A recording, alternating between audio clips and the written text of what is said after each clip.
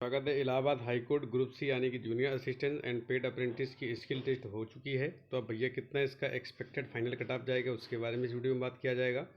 तो वीडियो को अंत तक जरूर देखें, आपके लिए हेल्पफुल होगा। सबसे पहले बात कर लेते हैं स्किल टेस्ट के रिव्यू के बारे में, तो तभी आपको फाइनल रिजल्ट का आइडिया लग जाएगा। तो जो स्किल टेस्ट में प्रेजेंटी रही है वो लगभग 80% से लगा करके 85% तक रही है, यानी कि लगभग हर शिफ्ट में 10 से 15% लोग या किसी किसी शिफ्ट में 20% लोग भी एबसेंट रहे। जैसे मेरी शिफ्ट की बात किया है तो 20% से ज़्यादा लोग मेरी शिफ्ट में एबसेंट थे। ठीक है, तो मोटा मोटी यदि मान लिया जाए तो 16% के आसपास, तो ये मान के चलिए कि लगभग 5,000 के आसपास कैंडिडेट ने स्किल टेस्ट दिया हुआ है। अब स्किल टेस्ट की बात किया तो लगभग सभी शिफ्ट का एवरेज जो है ठीक ही रहा है, मतलब एक ही लेवल पे रहा है। किसी में इंग्लिश कठिन आ गई तो किसी में हिंदी कठिन आ गई, ये पूरा प्रोसेस रहा है। और लेकिन एक प्रॉब्लम क्या हुई कि एक शिफ्ट ऐसी थी जिसमें हिंदी का मैंने देखा मैक्सिमम शिफ्ट में हिंदी जी आई है।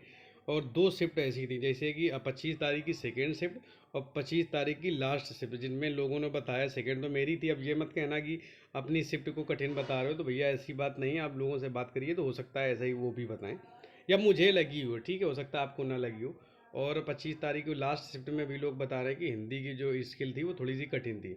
लेकिन अदर जैसे मान लो कल की जो शिफ्ट हुई उनमें बोल रहे हैं कि इंग्लिश कठिन थी, काफ़ी बड़े बड़े वर्ड थे, तो बहुत सारे लोग जिनकी इंग्लिश की भी प्रिपेयर थी उनकी भी इंग्लिश की कुछ लाइन छूट गई हैं। ठीक, अब बात करते हैं कि कितना एक्सपेक्टेड फाइनल कट ऑफ जाएगा। तो सबसे पहले इसमें मेन रोल है, आपको पता है कि स्किल टेस्ट का भी। और इलाहाबाद हाईकोर्ट क्या है, कोई कट ऑफ तो जारी करता नहीं है, बस जिन लोगों का सिलेक्शन हुआ है उनका लिस्ट में नाम आ जाता है। ठीक है, और बाद में जब रिजल्ट आ जाता है फाइनल, उसके बाद में मार्क्स रिलीज कर देते हैं साथ साथ कि कितने कितने नंबर आपको किस किस में मिले हैं और ओवरऑल आपके कितने नंबर हैं। ठीक है, तो देखो एक तो इस बार क्या क्या प्रोसेस क्या है कि इस बार का पेपर काफ़ी सरल आया था, सॉरी गलत बोल गया मैं, इस बार का पेपर काफ़ी कठिन आया था।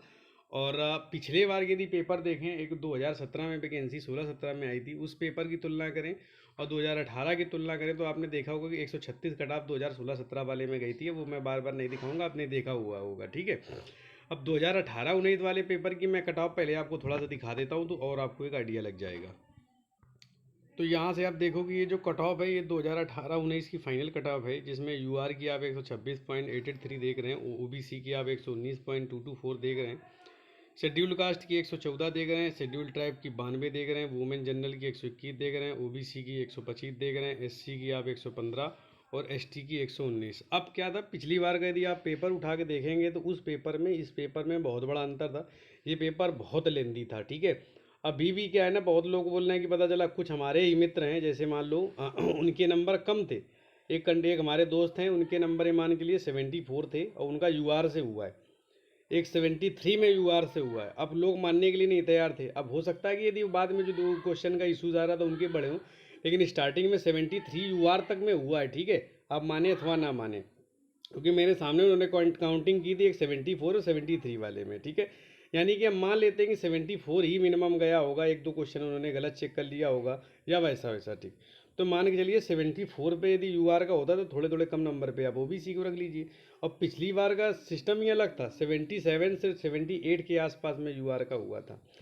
अब इस बार में स्किल का थोड़ा सा टाइम मिल गया, लेकिन स्किल में लोगों ने बहुत अच्छा परफॉर्मेंस नहीं किया, लेकिन फिर भी आप कितना करोगे, 50 से ज़्यादा थोड़ी ना लेके चले जाओगे। ठीक है, तो ये जो कट ऑफ है ये पिछले बार की थी, जब पेपर का जो लेवल था वो सरल था। और वो जो 136 कट ऑफ आपको यूआर 2016-17 की दिखाई जा रही है, वो बहुत इजी पेपर आया था, उसकी कट ऑफ थी। जब ज़्यादा पेपर इजी आएगा तो भैया देखो आपकी कट ऑफ बहुत जंप करेगी, और जब पेपर थोड़ा सा टफ आएगा तो आपकी फाइनल कट ऑफ जो है, चाहे रिटर्न की कट ऑफ हो चाहे फाइनल कट ऑफ है, वो लेवल पे रहेगी, बैलेंस्ड रहेगी। तो ये मान चलिए इस बार का पेपर, चाहे वो ड्राइवर का हो, चाहे ग्रुप डी का हो, चाहे स्टेनोग्राफर का हो, चाहे जूनियर असिस्टेंट का, सब पेपर बहुत इन्होंने बैलेंस बनाए थे। ऐसा नहीं कि अफराद लोगों के नंबर आए, गिने चुने आपके सामने लोग होंगे कि जिनके नंबर बहुत ज़्यादा आए हों, यानी कि 90 आ गए हों, 88 आ गए हों, 92 आ गए हों, वो गिने चुने होंगे। बहुत सारे लोग तो मतलब जैसे झूठी बोलने लगते हैं कि हमारे 94 नंबर है, 95 नंबर है। मेरे सेंटर में बीच पान छेड़ के बता रहे थे मेरे 96 नंबर है, कोई कह रहा 97 नंबर है, और बाद में पता चला कि इनका ऐसे 70, 75, 78 ऐसे कुछ नंबर थे। वो ऐसे लफाजी मारने में लगे, तो इनके चक्कर में आप बिल्कुल ना पड़ें। ठीक है, तो ओवरऑल की बात की जाए, यदि हम कट ऑफ की बात करते हैं तो ये मान के चलिए कि ये जो आपको सामने कट ऑफ दिखाई दे रही 2018 वाली, इससे तो कम जानी कट ऑफ है, ठीक है।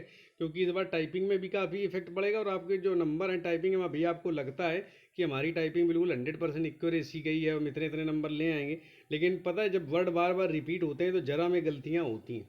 और यदि आपने चेक कर लिया है पूरा टाइम बचा करके तब तो ठीक है, और यदि आप चेक नहीं कर पाए, बड़े वर्ड हैं, तो जरा सा एक वर्ड गलत हो गया तो पूरी गलती एक मानी जाती है।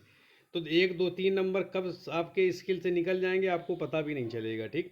तो अब मैं जो कट ऑफ बताने वाला हूँ, तो ये देखिए इतने नंबर यदि आपके ओवरऑल रिटर्न के, और देखो रिटर्न में आपने नंबर चेक कर लिए होंगे और स्किल में आपका एक एवरेज आइडिया लग गया होगा कि कितने नंबर हमारे आने के चांसेस हैं, आप उसका परसेंटेज देख लें। और यदि आपके कुछ वर्ड छूटे हैं तो उनको चेक कर लें, उसके हिसाब से आप कट कर लें। इंग्लिश में 10 गलतियों का एक नंबर कटे, सॉरी हिंदी में 10 गलतियों का एक नंबर कटेगा, इंग्लिश में 12 गलतियों का एक नंबर कटेगा। उस हिसाब से अपने नंबर आप पूरे इवेलुएट कर लें। अब फिर यदि इस रेंज में आपके नंबर आते हैं तो ये मान के चलिए आपका सिलेक्शन बिल्कुल होगा। तो देखते हैं कितना कट ऑफ मेरे हिसाब से हो सकता है। ये मैंने मेल फीमेल दोनों का अलग अलग कट ऑफ बनाया हुआ है। तो यूआर का यदि आप हैं कैंडिडेट और आपके नंबर 120 से 122 के रेंज में है तो आपका सिलेक्शन हो जाएगा। ऐसे ओबीसी 115 से 117, ईडब्ल्यूएस की बात की जाए तो 110 से 112, और एससी की बात की जाए तो 106 से 108, और एसटी की बात करें तो 90 से 92। इस रेंज में यदि आपके नंबर आते हैं तो ये मान के चलिए आपके सिलेक्शन होने के चांसेस बहुत ज़्यादा है। एग्जैक्ट नहीं कि बिल्कुल हो ही जाएगा, प्लस माइनस का 2 नंबर आप रख लीजिए, ये समझिए पूरे पूरे चांस हैं आपके ठीक होने के, ठीक।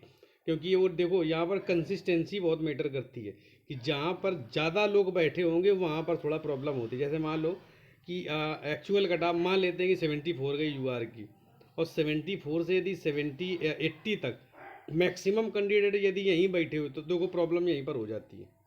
तो सबसे ज़्यादा कंसिस्टेंसी कहाँ पर है लोगों की, एक एक नंबर आधे आधे नंबर पे, देखो इसमें माइनस मार्किंग तो होनी नहीं थी तो एक एक नंबर पे पूरे मैक्सिमम का कहानी पूरी बिगड़ेगी। तो पता चला एक एक नंबर पे जाने कितने कैंडिडेट बैठे हुए हैं। अब पता सेम मार्क्स वाले, पता चला किसी की स्किल कम अच्छी हुई, किसी की स्किल ज़्यादा हुई, तो उसे बेनिफिट मिल जाएगा।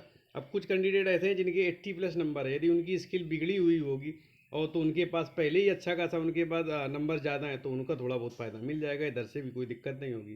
तो इतने नंबर यदि आपके हैं तो आप बिल्कुल परेशान ना हो, आपके होने के चांसेस हैं, ठीक।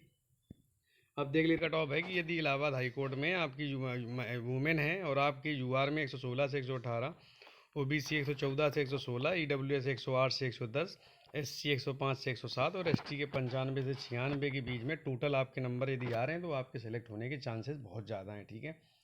फिर ये मेरे हिसाब से कट ऑफ रही, आपके हिसाब से कितनी रह सकती है वो भी कमेंट करके बता सकते हैं, ठीक है। वीडियो अच्छा लगे तो लाइक कर देना, शेयर कर देना, चैनल पे नए तो चैनल को सब्सक्राइब करके सपोर्ट कर देना। Thanks for your time.